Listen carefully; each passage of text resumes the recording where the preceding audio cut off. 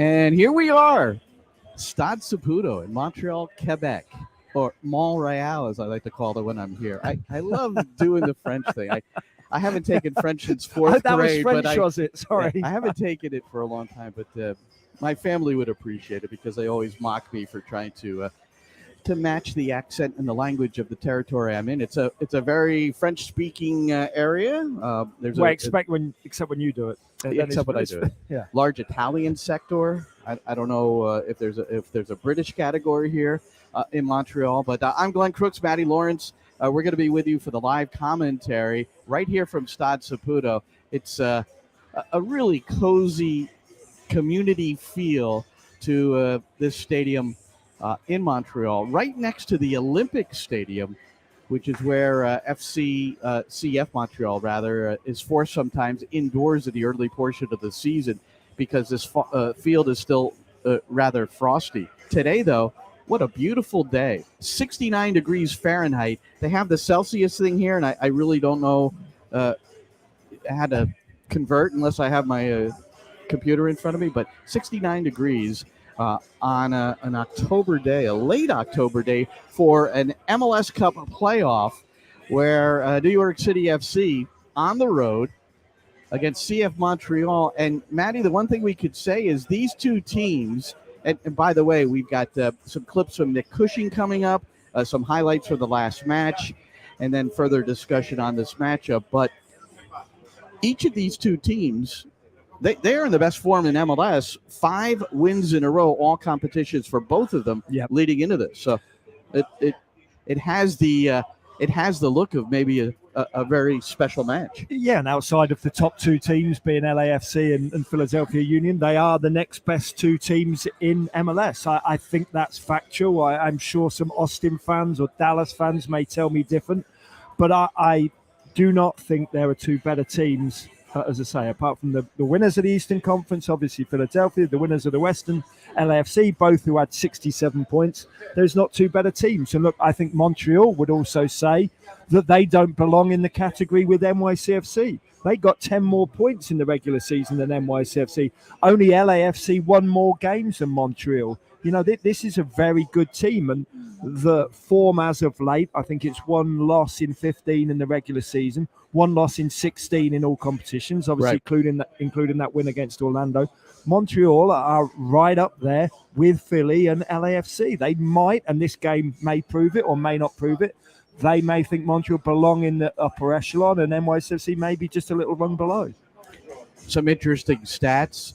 New York City in the overall series between these two have never lost at Stade Saputo. That's 4 matches worth, and 6 matches rather. It's 4 matches in playoff competition that Montreal is undefeated here at Stade Saputo. They're in great form.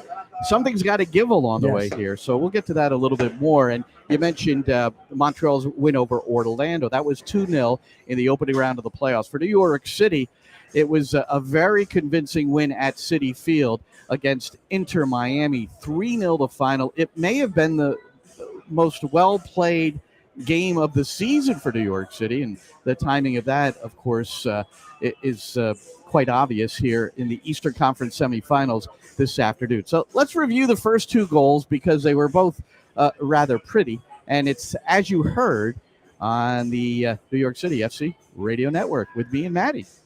Angles his dribble and then loses it to Maxi Morales. Early ball to Santi Rodriguez. Dribbles into 3, somehow escapes it. Now cuts to his right, and it's Pereira! And New York City takes the 1-0 lead in the 63rd minute! Santi Rodriguez, I don't know how he got through the 3 players initially. The ball came off to his left, then he cut it back against the grain against the same 3 players. Found Pereira by himself on the right, and it's Uruguayan to Brazilian, and Brazilians have scored 10 of the last 17 goals for New York City. This time it's Gabi Pereira. He has 5 of those 10 Brazilian goals, and he gives New York City the 1-0 lead here at Citi Field in Flushing, Queens. Well, we needed a picture of the Brazilians afterwards because they're scoring all the goals for New York City. Eber scored the 3rd goal to make it 3-0, another Brazilian. But in a moment, I'm going to play something from Nick Cushing in regard to Gabby Pereira. But I'm going to give you the first word on Pereira, who really seems to have emerged as the player who has best, I'm not sure if this is the right word, but replaced Tati Castellanos, his productivity. Yeah, they're completely different players, but I agree, as you said, in terms of productivity, absolutely somebody needed to step into Castellanos' shoes, per se, in terms of producing goals, and Pereira's certainly done that. I think we realised when he came to the club that he was probably the most talented of the young South Americans alongside Tylus Magno. I think the assumption was that it may take him a season or two to come to the fore, but he's done it very quickly, and he's been forced to because of the loss of Castellanos, because of the not great form of Eber at times, and because of injuries to Tylus Magno now too, and Thiago getting sent off occasionally, and also he hasn't been performing as consistently as you'd like. So I think it's almost been forced, and he's stepped right up, and boy is he a talented player. I love the fact, and it's so unusual for wingers to have that ability to go both ways, and Pereira can do that. Initially, I didn't think he had that in the locker. Remember when he shocked us in Chicago? He shocked a lot of people. I don't know by kicking the ball with his right foot. Well, not only kicking it, but scoring that golazo, just an absolute laser from outside the area. I think previous to that, he'd shocked me by literally just kicking it with his right foot, because the first few games we saw he would do everything in his power to manipulate the ball back onto his left foot. Then slowly but surely worked it onto his right foot, and he had that ability to go both ways. But I agree, when he smashed that ball into the top corner with his right foot, that certainly shocked me, possibly his teammates. But that's the ability he's got as a young player, and that ability to just show defenders that he can go both ways keeps you worried and keeps you occupied as a defender, and that's the worst thing in the world. Most players have a favoured place they can go, whether it's onto their left or onto their right. And of course, he favours going onto his left. All right. But often he'll go onto his right. Well, he's got 5 goals, a team leading 5 goals since the departure of Tati Castellanos, who left with 13. So he's still, if you look at the New York City statistics, he's still on top of the chart. But it's Eber and Pereira, each with 8 goals, that share the lead without Castellanos overall. So here's Nick Cushing, the interim head coach for New York City FC, and his thoughts on Pereira. I don't think he's improved. I think he was always high level. I think when we put him in for 10 minutes, he would come in for 10 minutes and score. I think he's always been high level. The problem was we had a settled team as 4-2-3-1, and we had Tales one side, Santi the other, and Tati down the middle, and then Maxi in the 10. And I think when we changed the system, he went in and we played 4-3-3, but I think there was moments when this was before while Ronnie was here, we went with Thiago Andrade on one side and Gabby on the other, and that was when Maxi Morales was out with slight injuries, and it was Keaton and Santi and Nico Alfredo. And I think for me, changing the system gave him a chance to play every game. I think Tati leaving opened the door for somebody, and Talas went in the 9, and then because Heber was picking up injuries, Gabby played. I think what you see is a guy that has incredible technical ability, incredible offensive ability. He's really brave. He's a killer in and around the box. I think if you've played for Corinthians, you understand the pressures and the level that those fans and that football club demands. And then, for us, it's just about getting him in the team. And he's been one of our best players over the last 5-6 games. He's involved in everything that is good in our offensive play. Well, playing for Corinthians, Matty, is... I don't know how much you've studied that. I read a book recently in regard to the pressures of being a player or a coach there. And if you're not doing well, I mean... They storm the training ground. That sort of thing, yes. And they do. No, that's not being flippant. They will storm the training ground, and they will demand answers from the players. It shouldn't be allowed, of course, but they do. They will storm the training ground. During the week, the ultras, if you will, from Corinthians and numerous other South American teams will do it as well and demand answers. And if they don't get the correct answers, at times the place gets smashed up. Nobody wants that. I'm just saying if you can deal with that pressure, it certainly means you can come into Stade Saputo and handle 22,000 Canadians shouting at you. At 20 years old, Santi Rodriguez, 22 years old, he's setting up a lot of things, including the goal by Maxi Morales, which heretofore will be just titled 19 passes. And we call that one for you also on the New York City FC Network. You won't see quite all 19, but close to it. Nico Acevedo facing Sean Johnson will find the city keeper. But the only thing for NYCFC, Glenn, is they can't switch off now. They have to stay mentally alert. They have to focus. They've been much the better side throughout the nearly 70 minutes we've had now. Pereira does a great job to let the ball run through. Now it's switched to the left for O'Toole. O'Toole, he'll get into the feet of Acevedo, and smartly in one he finds Maxi Morales, the playmaker. Back to Acevedo. They're playing the midfield today together. There was a decision, would Keaton Parks be involved in the 11? He was not. Hard inside dribble, Tinnerholm. Good ball to Sandy Rodriguez. Back heel to Maxi Morales. It's 2-0! New York City FC! Great combination play inside the Inter Miami penalty area. Gonzalo Higuain grabs the ball and quickly runs towards the center circle to encourage his teammates to get the ball back into play. There's still time, but New York City, with their second goal in 5 minutes, Maxi Morales this time. And it's New York City 2, Inter Miami CF 0. Well, this is a goal of the highest quality, it really is.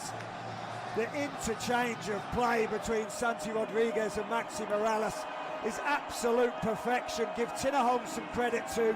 He cuts in from the right-hand side, lays the ball into Rodriguez, and as Maxi Morales runs past Santi Rodriguez, all Santi does is just backheel it into the path of Morales, and Morales passes it into the back of the net. Yes, they can't defend into Miami, but I think that move would have unlocked many a defence throughout the world. Absolutely magnificent. Well, we both love seeing goals like that, and it started from the back. It actually started with a ball from Alexander Collins back to Sean Johnson, and then the rest ensued. You love Anton Tinnerholm driving the ball centrally. Those are often things that are very difficult to defend. But I thought it was amazing. Not amazing, it's just, but it shows the maturity of a 22-year-old. Santi Rodriguez came from the far side of the field and recognized he runs hard diagonally into all these seams, and Tinnerholm found him, and then the layoff for Morales. They're the hardest players to mark, aren't they? Those diagonal runs, that ability to come from wide centrally. You never know as a fullback whether to follow the runner. You never know whether to hand them on to a centre half. And look, I did say it there as well. Inter Miami were absolutely useless. They couldn't have defended 12-year-olds, let alone a really good NYCFC move. At the time, I didn't realise that it come from back to front either. I knew the final third movement, but I didn't realise that it had come from there. Otherwise, I think both of us would have said it at that point. But it's a majestic goal, and as you say, there's a lot of very young, talented players in this NYCFC side. But this is a pressurised situation here. This is a pressurised moment. Yes, it was against Miami, but Miami were god-awful, and it was at home. This is totally different here. This is a very, very good Montreal side. I'm really looking forward to this game, Glenn. And Nick Cushing, as you'll hear in a moment, talks about if both teams play the way they desire, and it should be, as he put it, a hell of a game. Yeah. Well, let's go to that. So the thing I referred to was the first game these two played here at Stade Saputo. Montreal had one shot on target. New York City had no shots on target. And so I asked Nick about that, and then he kind of looked ahead to this match as well. Well, I think ultimately, if you look at the game in simple terms, we didn't get anywhere near their goal because we didn't have the ball. And they didn't get anywhere near our goal because they had all the ball, but we had 11 players in front of ours. So, but that's not our game. Our game, we want to be the team that dominates the ball and tries to open them up. And they also don't want to be the team that sits in front of the goal and doesn't get any pressure high. So I think the team that gets the first pressure right will be the team that has the ability to keep the ball, because the opposite, they'll just strangle the opponent. And I think the good thing about being a neutral in this game is if the game is 50-50 in possession, it'll be a hell of a game to watch for a fan. So that's maybe reiterating what you were thinking, though, Matty. And we go back to the last game, and it was there were 7 block shots, too. Yeah. I mean, New York defended well. Sean Johnson came up with a couple of big saves, but they certainly didn't play the way they would want to. But they also were playing 4 at the back. Maxi Morales didn't play. It's a different team now with a different vibe, but also a different shape. Yeah, it's totally different. I just watched the highlights actually of that game, and I think he was being a little bit kind to NYCFC there. Nick Cushing saying that Montreal didn't get near their goal. They may not have had a shot on target, but Mason Toy blasted over for about 10 yards. There was 2 or 3 he had a very really good yeah. opportunities. Yeah. Look, Montreal should have won that game 2 or 3-0. Granted, I'll give you there were many blocked shots. Yes, NYCFC defended well, but the finishing was really poor from Montreal. But you're right, it was just totally a different team. And now it's almost matched up. It's kind of a 3-4-3 from both teams. And man against man, it is, you get against your player, and can you be the best one-on-one against the person that's marking you? Because it will almost be matched up. That's what it is. It's all over the field. It's that game you used to play in training when it was just one man. You played you weren't 11 allowed to, no zonal. You just play one guy. You just got to play one against one. You weren't allowed to touch the player or weren't allowed to tackle the player with the ball unless it was your man. You are playing one against one. It's not quite going to be that limited, of course. Of course, there's not going to be those stipulations in the game, but it does have that feel. Can you be better than the man that you're playing up against? Well, Nick Cushing, the head coach for New York City FC, agrees. All these Nick Cushing clips will be played in full as part of the pregame show presented by Ford, coming at 1 p.m. Eastern time. But let's hear from Coach Nick Cushing and talking about this game of chess that we may see today and the 1v1 battles. Here he is. If you look at this matchup tactically, it's kind of interesting. You don't often see 3-back systems against 3-back systems. What do you see as some of the advantages to that for you, and where might it be a little tricky? I think the first thing is going to be reference all over the pitch for everybody. It's 1v1 all over the pitch. If both teams stay in the same system and the same positions, then everybody just has to play up against their direct opponent. But I think if you watch Montreal, what you see is they will try and play between you, and if you stay compact and put pressure on them, then they'll move Piet or Wanyama outside and they'll try and overload the opposite side of the pitch to try and take away that first pressure. And for us, it's about understanding how we deal with that. And then obviously we have many ways that we're going to try and open them up and because they'll try and press us as well. It's literally going to be the same game on both ends of the field. They'll try and press us high and stop us dominating the ball. We'll try and press them high so that they can't dominate the ball. They'll try and keep the ball to open us up, and we'll try and keep the ball to open them up, and it'll be a game of chess. Well, if it turns out like that, it's going to be a pretty fun one to watch. Yeah. It will be. Look, I think it will be a fun one to watch. The only thing that can happen is that both teams almost, don't let the other one play, and they're a little bit standoffish at times. You're a little bit worried about the opposition. You cancel each other out per se, but I don't think that will happen. When you look down at Montreal's record, 63 goals scored, nearly 2 goals scored per game, but they've also conceded 50. I know that was predominantly a lot of those goals were at the beginning of the season, but they can be porous defensively. They do like to get forward, and they do leave a lot of spaces down the sides of that back three. And at times, Kamal Miller will go forward, how Alexander Carlins goes forward. Right. So there are going to be a lot of spaces in behind and down the sides of the centre halves at times as well. Let's hope that this isn't two teams cancelling each other out. Let's hope that at times we're seeing some really crafty attacking football, because when you've got the likes of Mihailovic, and whether it's Kyoto or Kamara, and of course Kone as well, the young boy who is impressing everybody, I think, in MLS, but let's not forget he's impressing a lot of people in Europe as well and may make a move. We know that Mihailovic is going to AZ Alkmaar at the end of this MLS season as well, so there's a lot of young talent on both of these sides.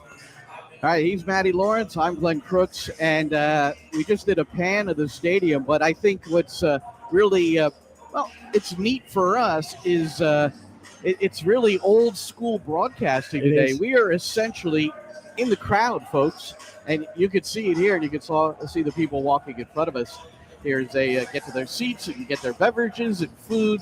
But we're in the midst of it here. But you see, we've got a great view of the game, order to describe it to you on the New York City FC network. So, Matty, I'll give you the last word, and we're coming up with our coverage beginning at 1 o'clock with a pregame show featuring Nick Cushing. But hey, look, we're just looking forward to a fantastic game of football, and I think we'll get it between two of the top 4 teams in MLS. I don't think it can fail to be a good game. I really don't. All right. I thought we'd get a couple of. Here's a.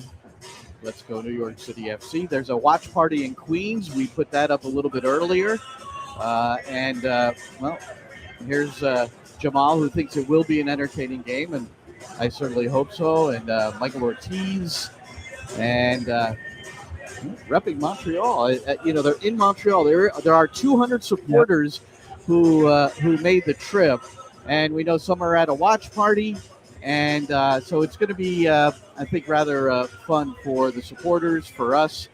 And whether you're at home or here, whether you're watching it or listening to us, it's nycfc.com/radio, the New York City FC app. And today we're also, if you're a subscriber to SiriusXM, we're on SiriusXM FC. Joined in progress after Newcastle Tottenham. What's your prediction on that one?